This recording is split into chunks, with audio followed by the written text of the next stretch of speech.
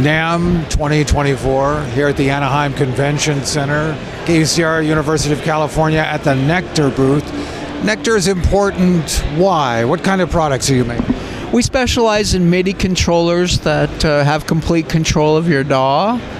And in some cases, like this particular one, it has a 5-pin MIDI to do other devices as well. But it's all about the plug-in control, the mixer control, and the transport control that we like to support for every DAW. Well, thank you for telling us about that. This is a semi-weighted, what is it, 73 keys? It's actually 88. 88 keys, okay. The LX88, it's been out for, gosh, I want to say close to 10 years now we've been manufacturing these. So it's been in a few people's hands, and it's one of those where we have complete DAW control of... By that you mean digital audio workstation, DAW. I do mean, sorry, I'm getting a little technical. Yeah, it does mean digital. In this case, we're controlling Logic because we're also debuting another product that initially will interface only with Logic, but will interface with other DAWs as well.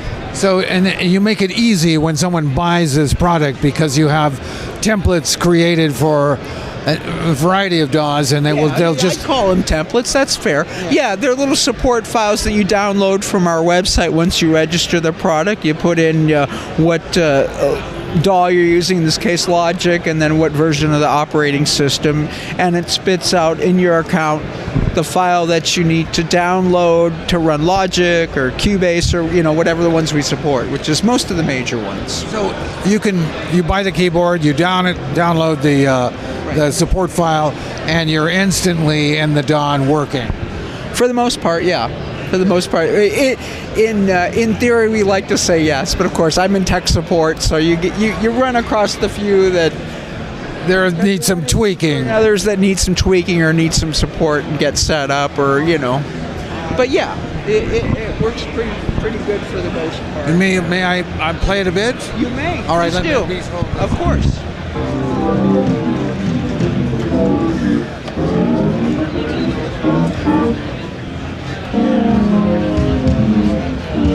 I love the feel. It's got a great feel. Yeah.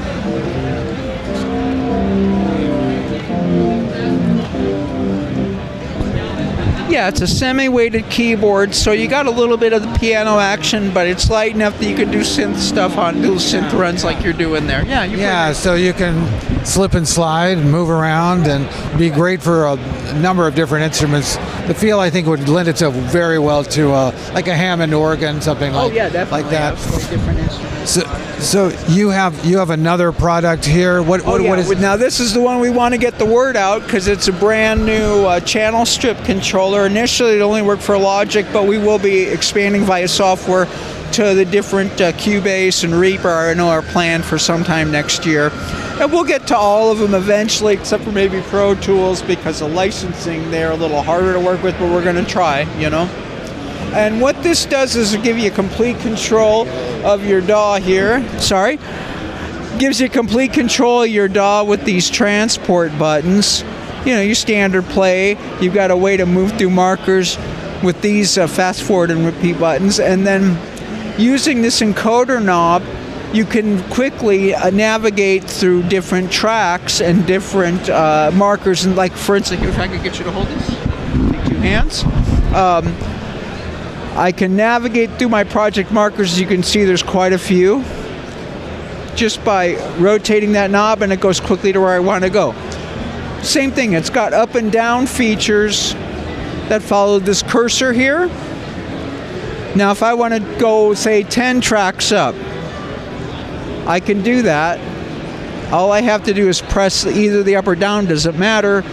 And then I'm up at 13, I'm 10 tracks over, and now I'm controlling that track. Now, this really helps you navigate much more easily than you would if you're it's designed to be a hands-on mixing and DAW control, so you're not using your mouse. You see, I can bring up a lot of different windows just from here. And as you see here, when I change to different tracks, on this particular one, there's about 6 FX tracks in Logic's insert track there, okay? And each one of these, go ahead, they comply to that. And then when I hit these buttons that also comply, oop, did I let go? I did. Oh my. A little too sensitive sometimes. There we go. I'm on the 6th one now. So now I'm going to hit compressor, and my compressor shows up. I can page through my different compressor models, and I can control different features. And all my limiter stuff from on the side is over here. So we pre-mapped all these Logic plugins and many of our third-party so that they'll work right out of the box and have all your specs and features right on the screen and controllable, and you can easily flick between different effects. So now I'm controlling my phaser, and everything's color-coded too. Like the blue ones here, that's our EQs, our red ones are our compressors and dynamics, etc. For different types of plugins. So this is really an efficiency accelerator for anyone who's using a DAW. For people that are doing a lot of mixing or tracking. It really simplifies the process, and we tried to make features that simplify your workflow, not impede it. That's the important thing. We really put a lot of thought into what our users, how they work, and because everybody works differently. Do you have any other new products you wanted to share with us? No, this is the one we want to focus on right now because it's coming out at the end of February. And Panorama CS12. Yeah, it's really gotten a good response since the last NAMM show in April that we showed it, and it wasn't even ready. It was strictly a prototype. We didn't have any of the colors work and didn't have any of the knobs, on there. So, but it still had a really good reaction then.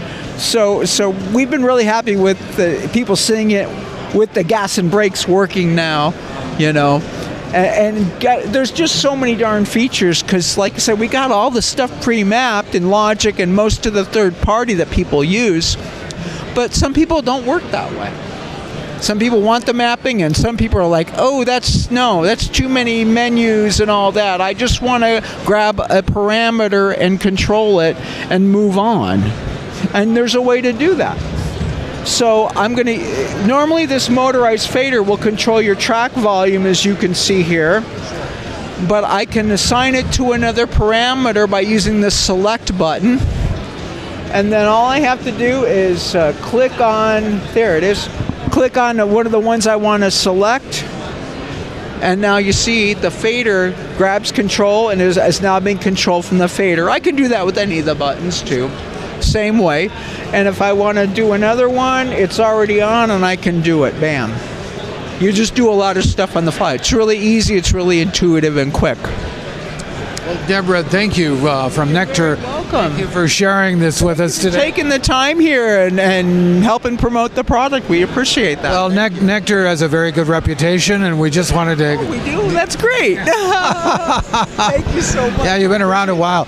So the Nektar... I've been around 15 years, which I guess is pretty long in the DAW game, since they haven't really been around in major use for about 15 years, so that makes sense. Sure. Yeah, I think so. So the Panorama CS12 is your new product, it is. And you have also a line of controller keyboards. We do, like the Impact LX. That's our kind of our low end, one of our low end lines. Although, as you can see, because of all the knobs and buttons on here, it's still fully featured. Can still control your DAW to almost the same degree that one. This has got just a few extra bells and whistles for the hardcore mixing people. Well, it feels right. It's fun to play, and so not much more to ask for. So, Debra from Nektar, thank you so much for being on the program today. This is KUCR, University of California, at NAMM 2024, the Nektar booth. Thanks. Have a good show, you guys. Thank you.